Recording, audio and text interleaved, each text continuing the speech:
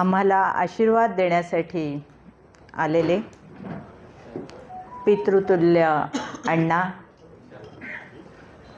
भैरी देवस्थानचे मुन्नाशेठ सुर्वे, बाबासाहेब परुळेकर, जोयशेठ भाटकर,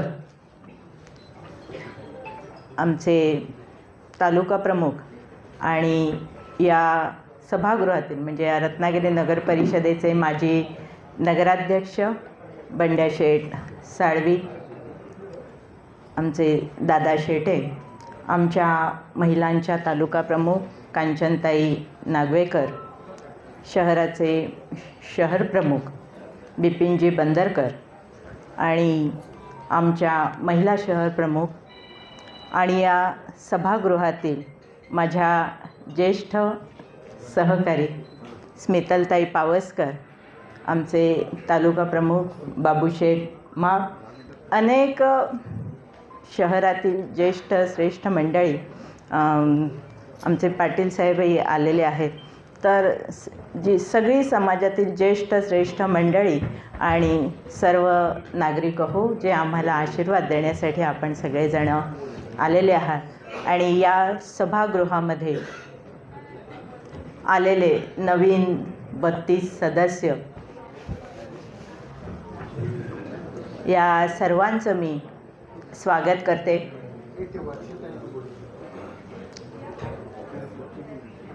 गेल्या 9 वर्षांनी आता 2 डिसेंबर 1925ला रत्नागिरी नगर परिषदेची सार्वत्रिक निवडणूक पार पडली आणि रत्नागिरीकरांनी महायुतीला कल देऊन आमचे 29 नगरसेवक महायुतीचे निवडून दिले आणि सर्वाधिक मताधिक्याने नगराध्यक्ष म्हणून माझी निवड केलेली आहे. या प्रसंगी मी एवढंच सांगते की हे जबाबदारीचं पद आहे. संपूर्ण शहराची जबाबदारी माझ्यावर आणि माझ्याबरोबर असलेल्या 32 शिलेदारांवर आहे.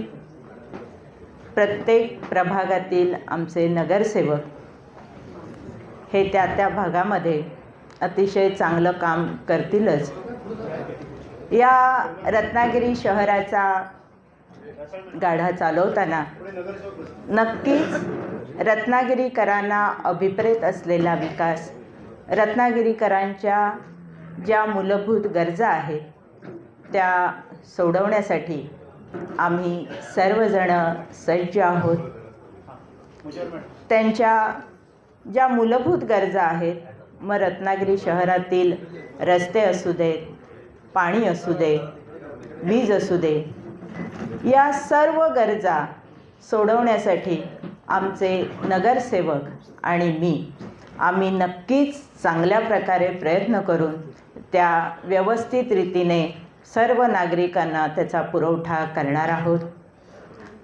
नक्कीच या शहराचा विकास अतिशय चांगल्या पद्धतीने करून या रत्नागिरीच्या विकासाचा जो चढता आलेख आहे तो नक्कीच प्रतिपदेच्या चंद्राप्रमाणे वर्धिष्णू होत जाईल आणि महाराष्ट्रातल्या पटलावर रत्नागिरी शहर हे 1 नंबरचं शहर आम्ही नक्कीच सगळेजण करू याची ग्वाही तुम्हाला देते आणि थांबते.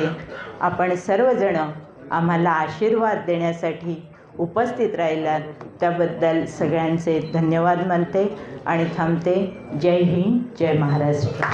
माझी सवय नसल्यामुळे मी थोडाफार अडकत बोलतो. मग खरं सांगायचं म्हणजे आज शिल्पाताईंच्या आता जी सत्ता दिलेली आहे त्या सत्तेचा खरोखरच फायदा ह्या रत्नागिरीमध्ये राहणाऱ्या सर्व नागरिकांना होईल याची मला पूर्ण खात्री आहे.